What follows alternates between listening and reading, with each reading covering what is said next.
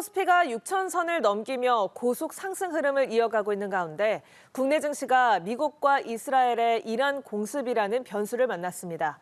연휴 이후 국내 증시에 상당한 영향이 예상되는데요. 소재영 기자입니다. 사상 처음 6천선을 넘어선 코스피. 고속 질주 속에 이란 공습이라는 중동발 변수가 등장했습니다.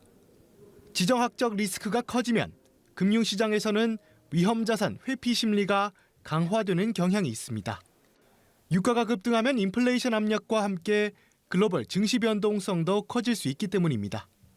브렌트유 가격은 장외 거래에서 약 10% 급등하면서 배럴당 80달러 선까지 올랐는데 시장에서는 충돌이 장기화할 경우 국제 유가가 배럴당 100달러까지 상승할 가능성도 제기됩니다.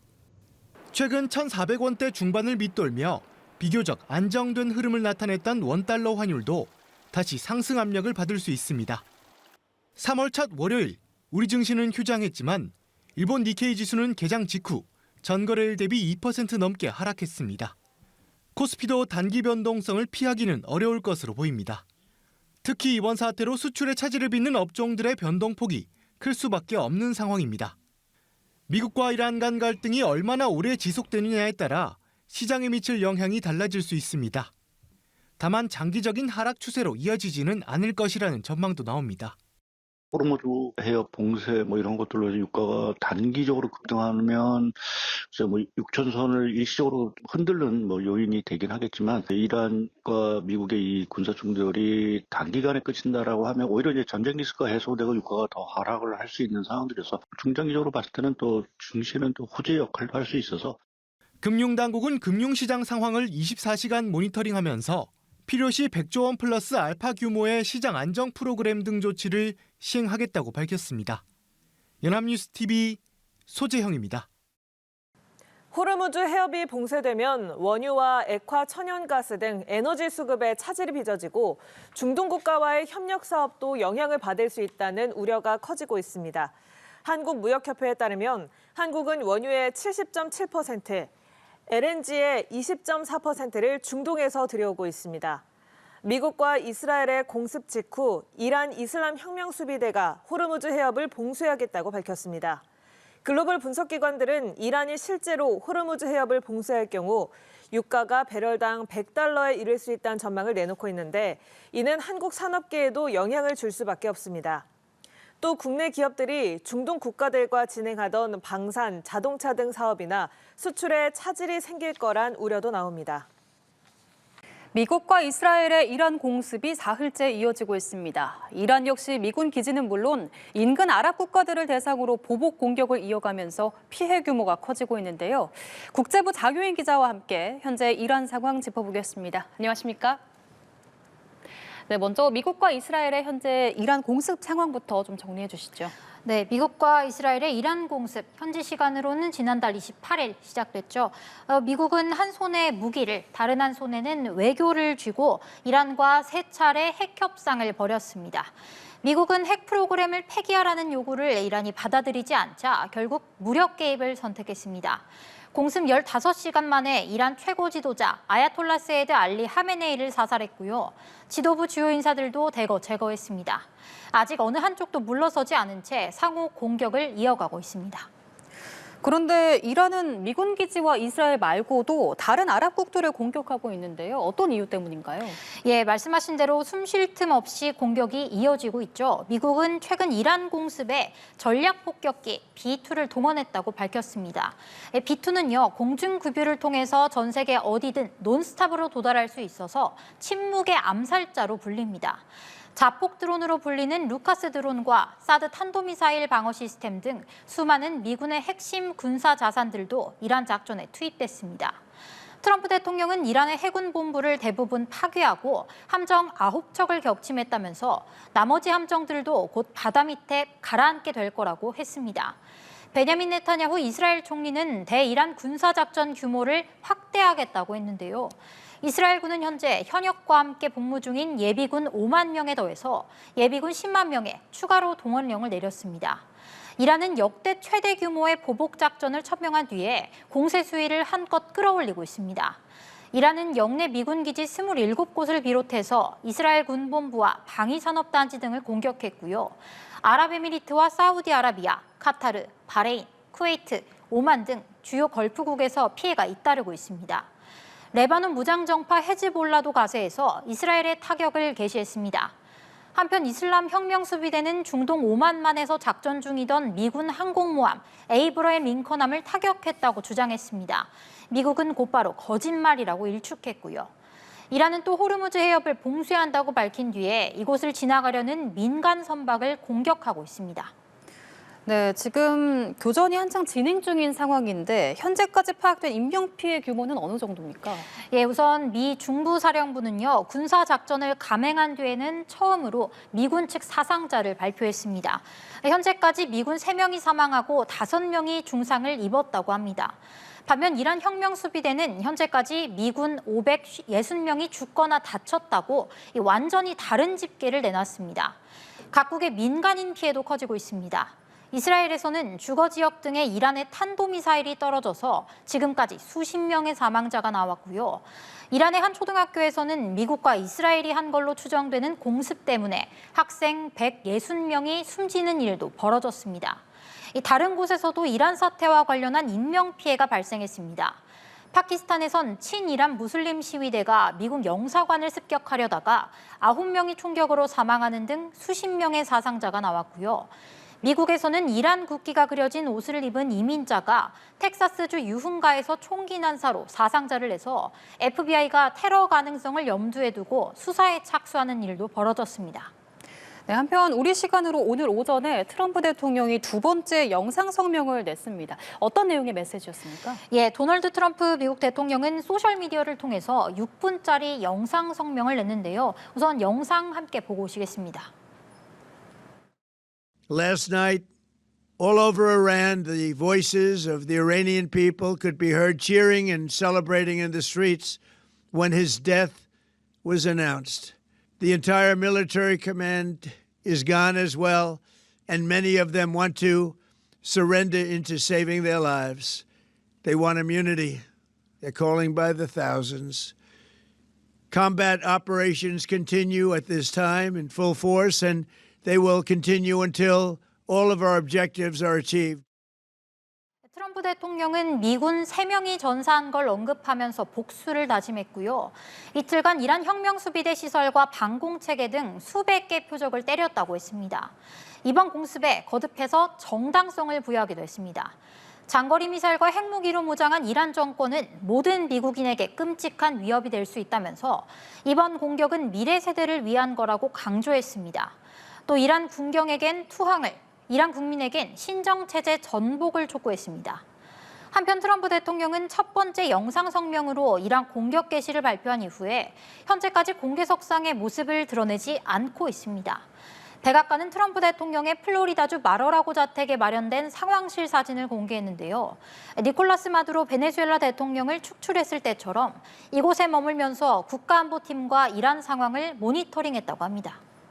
네, 트럼프 대통령이 이렇게 공격을 멈추지 않겠다고는 했지만 또 대화 가능성을 시사하기도 했다고요. 예, 그렇습니다. 미국 언론들과의 전화 인터뷰에서요, 비슷한 언급이 여러 번 나왔는데요.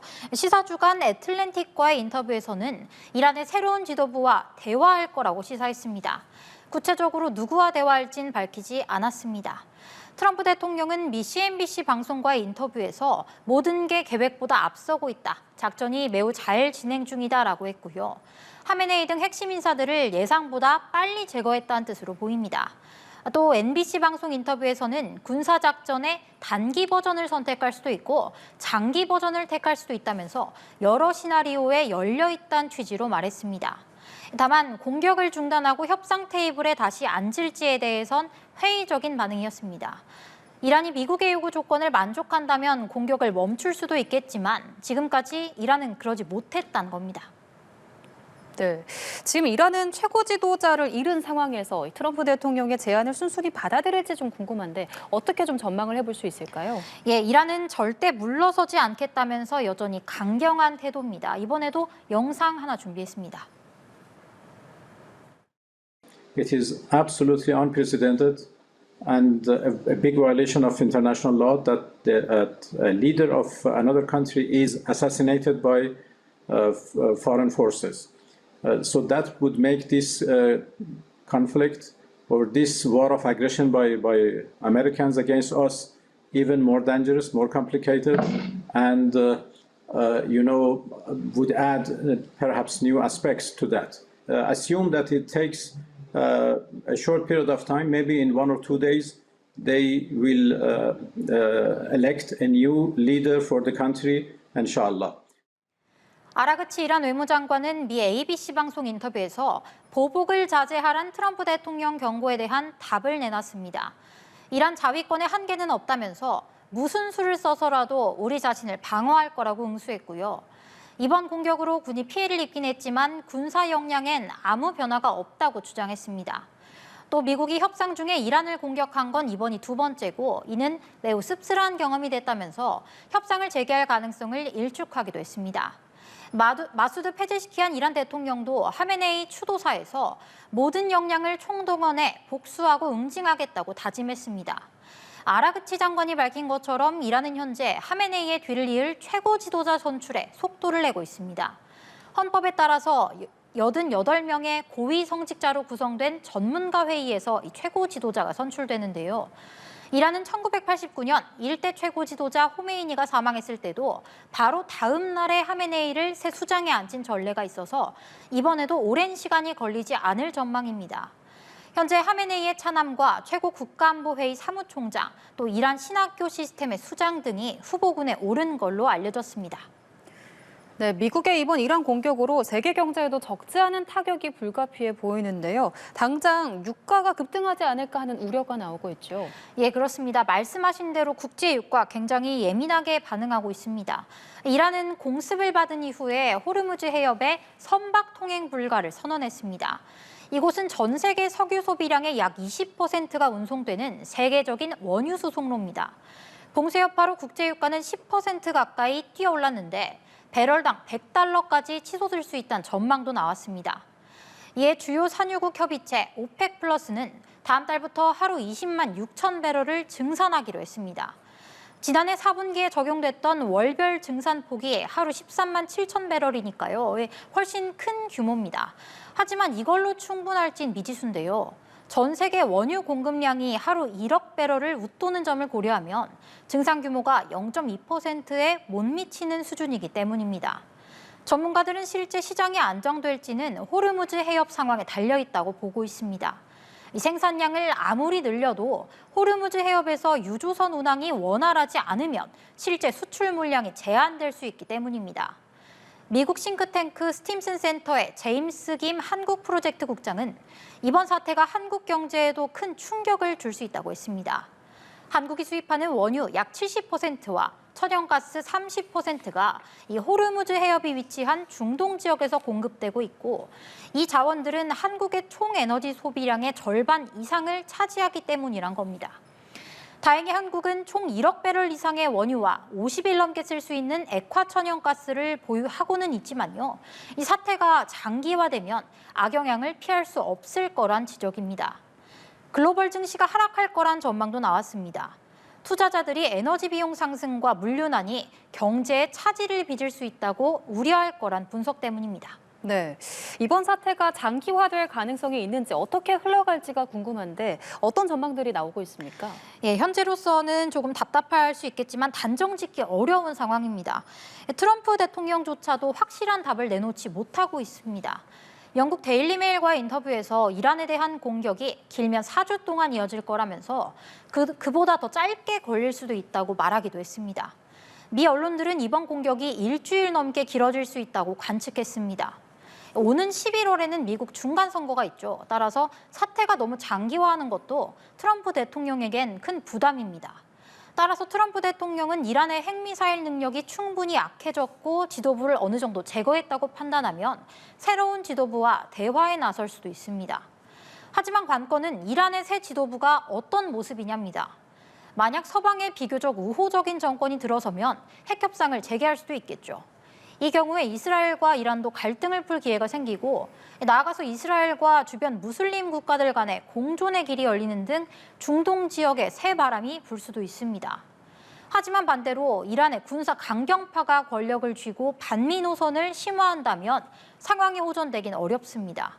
오히려 핵이 없어서 당했다 이렇게 각성하고 핵무기를 갖기 위해서 열을 올릴 수도 있죠. 실제 많은 전문가들도 수십 년간 정권을 이끈 하메네이 세력을 몰아내고 당장 이란을 장악할 통일된 반정부 세력이 없다고 분석하고 있습니다. 일각에선 이란을 친서방 체제로 탈바꿈하려면 단기적인 공습이 아니라 일정 기간의 군사적 압박을 이어가야 한다는 주장도 나옵니다. 또 다른 변수도 있습니다. 영내 친이란 무장 세력이 이란의 보복 공격에 대거 가세한다면 전선이 더 확대될 수도 있고요. 어느 한쪽의 탄약 비축량이 고갈된다면 이 역시 전황에 영향을 미칠 수 있습니다. 전문가 전망도 함께 보고 오시겠습니다. هناك احتمالان بالحد الأدنى، إما أن تتمكن إيران من الصمود والمواجهة، وإما أن تنكسر إيران في مواجهة أمريكا وإسرائيل، مما يعني استئناف واستكمال الاندفاع الأمريكي والاستباحة الإسرائيلية إلى حد الإطباق على كل المنطقة بعد الانقضاض على إيران. Now, for President Trump, I don't think he has a regime change or a day after strategy. He has a wish or a hope that by degrading the Iranian state's repressive capacity, the Iranian people can come to the streets and take the matters into their own hands. 네, 한편 이번 사태에 대해서 이란의 우방국과 또 그렇지 않은 국가들의 반응도 엇갈리고 있는 것 같은데요. 국제사회 반응도 좀 짚어주시죠. 예, 유럽 반응 먼저 말씀드리면요. 프랑스, 독일, 영국은 이란의 무분별한 공격을 강하게 비판했습니다. 미국과 이스라엘의 초기 군사작전에 관여하지 않은 국가들까지 이란이 때리고 있다는 겁니다. 이 세 3국 정상은 해당 지역에서 우리와 동맹국의 이익을 수호하기 위해서 필요한 조처를 하겠다고 했는데요. 이 말은 경우에 따라서 이란 내 군시설을 타격할 수 있다는 취지로 보입니다. 프랑스 해군의 샤를드롤 항공모함 전단은 다른 작전을 멈추고 중동 지역과 가까운 곳으로 이동하고 있는 걸로 전해졌습니다. 유럽연합도 걸프 지역 해군 임무를 강화하기로 했고요. 북대서양조약기구 나토도 잠재적 위협으로부터 동맹을 방어하기 위해서 강력한 전력 태세를 계속 조정해 나가겠다고 했습니다. 걸프 지역의 6개국 외무장관들도 긴급 회의를 소집하고 이란을 향한 군사 대응에 나설 수 있다고 경고했습니다. 이란이 중동 내 미군 기지를 겨냥해 보복을 이어가면서 이번 공격과 무관한 기지나 산업단지, 공항, 심지어는 민간인까지 피해를 줬기 때문입니다. 한편 중국과 러시아는 미국과 이스라엘의 군사행동이 지역 안정을 해친다고 비판했습니다. 왕이 외교부장은 주권국가 지도자를 살해하고 정권 교체를 선동하는 것 용납할 수 없다고 했고요. 세르게이 라브로프 러시아 외무장관은 즉각적인 전쟁 중단과 협상 복귀를 촉구한다고 했습니다. 푸틴 러시아 대통령도 하메네이 사망에 애도를 표했는데요. 다만 러시아가 군사적으로 이란을 지원하고 있지는 않고요. 중국도 이번 사태가 물론 달갑지 않겠지만 얼마 남지 않은 미중 정상회담을 고려할 때 속내가 복잡할 걸로 보입니다. 네, 지난 1월에는 미국이 베네수엘라에서 무력으로 마두로 대통령을 축출하기도 했는데요. 이처럼 미국이 다른 나라 정권에 개입하는 경우가 이전에도 있었습니까? 예, 처음은 아닙니다. 미국은 냉전 시대부터요, 이른바 불량국가 지도부를 제거해서 친미 정권을 세우거나 안보 위협을 제거하려는 시도를 꾸준히 해왔습니다. 베네수엘라의 니콜라스 마두로 대통령을 축출한 게 가장 최근 사례고요. 이란에 개입한 것도 이번이 처음은 아닙니다. 1953년 CIA와 영국 MI6가 합작해서 석유의 국유화를 추진하던 모하마드 모사메크 총리 정권을 무너뜨리고 친미 성향 팔레비 국왕을 복귀시켰죠. 이때 이란에 뿌리내린 강력한 반미 정서가 오늘날의 질긴 악연으로 이어졌습니다. 미국은 뒷마당격인 중남미에서도 여러 번 정권 교체 공작을 벌였고요. 2003년에는 대량 살상 무기를 제거한다는 명분으로 이라크를 침공해서 사담 후세인 정권을 무너뜨렸고 2011년에는 나토군을 주도해서 리비아의 무아마르 카다피 정권을 붕괴시켰습니다. 하지만 언제나 결과가 좋았던 건 아닙니다.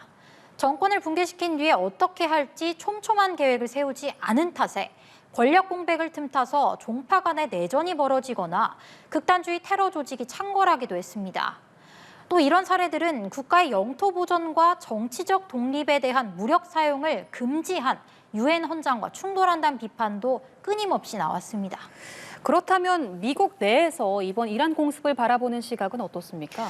네, 미국 내에서도요, 여론이 분분한 상황입니다. 로이터 통신이 발표한 여론조사에 따르면요, 이번 이란 공습을 지지하는 미국인은 4명 중 1명에 불과했습니다.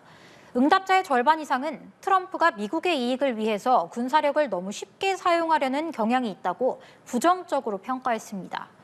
미국 각지에서는 트럼프 행정부의 공습 결정을 찬성하는 시위와 또 반전 시위가 동시에 열리기도 했습니다. 미국 정치권, 특히 민주당 비판은 더 거셉니다. 요약하면요, 전쟁 명분이 빈약했던 겁니다. 한국계인 앤디 김 상원 의원은 폴리티코 인터뷰에서 트럼프 대통령이 하고 싶은 일을 먼저 결정한 다음에 행정부가 이를 정당화할 수 있는 온갖 명분을 찾아내도록 한 사례라고 이번 이란 공습을 비판했습니다. 같은 당의 마크 워너 상원 의원도 이란의 선제 공격이 임박했다는 정보가 전혀 없었고 선택에 의한 전쟁이다, 이렇게 규정했습니다. 트럼프 대통령의 핵심 지지층인 마가 진영에서도 대외 군사 개입을 자제하겠다던 기존 약속을 어긴 거 아니냐, 이런 비판 나오고 있습니다. 나아가서 전문가들은요, 앞으로 핵 확산 위험이 줄어들기는커녕 더 커질 거라고 보고 있습니다. 협상 중이던 이란을 기습 공격하는 걸 본 미국의 적대국들 입장에선 외교적으로 문제를 풀기보다 핵 개발에 주력하는 게 더 안전한 선택지가 될 수밖에 없다는 겁니다. 예, 알겠습니다. 지금까지 국제부 장효인 기자와 이란 사태와 관련해서 짚어봤습니다. 오늘 말씀 고맙습니다. 감사합니다. 전 세계 원유 수송 핵심로인 호르무즈 해협이 사실상 막히면서 유가 시장은 말 그대로 초긴장 모드에 들어갔습니다. 최악의 경우 유가가 배럴당 $100까지 오를 거란 우려 섞인 전망도 나옵니다. 장윤희 기자입니다. 전 세계 에너지 해양 수송의 동맥인 호르무즈 해협이 봉쇄되면서 국제 유가 시장은 비상에 걸렸습니다. 한국 역시 수입 원유의 70% 이상이 호르무즈 해협을 경유하는 상황. 그동안에 누적돼 온 미국과 이란 간의 긴장으로 국제 유가 기준인 브렌트유는 올해 초에만 이미 20%가량이 오른 상태인데 엎친 데 덮친 격으로 호르무즈 해협 봉쇄가 현실화된 겁니다. 앞서 미국과 이스라엘의 이란 공습 직전인 지난달 27일 기준 브렌트유는 배럴당 72.48달러에 마감하며 지난해 7월 이후 최고 종가를 이미 찍은 바 있습니다. 경제 연구기관 블룸버그 인텔리전스는 이번 호르무즈 해협 봉쇄로 브렌트유가 단기적으로 배럴당 80달러 수준까지 오르고 갈등이 주변 지역으로 확산하면 100달러까지 치솟을 수도 있다는 분석도 내놨습니다. 이번 사태로 글로벌 금융시장의 위험자산 회피 현상이 커지면서 가상자산 시장도 요동쳤습니다. 비트코인 가격은 미국과 이스라엘의 이란 공습 소식이 전해지자 6만 3천 달러 선까지 떨어진 후 급등락을 반복했습니다. 가상화폐 데이터 업체 코인게코는 공습 직후 디지털 자산 시장에서 약 1,280억 달러의 시가총액이 증발했다고 분석하기도 했습니다. 반면 안전자산으로 분류되는 금과 은의 거래량은 급등한 것으로 나타났습니다. 증시가 다시 개장하면 이번 중동발 악재에 따른 시장 파장이 더 구체적으로 드러날 전망입니다. 연합뉴스TV 장윤희입니다.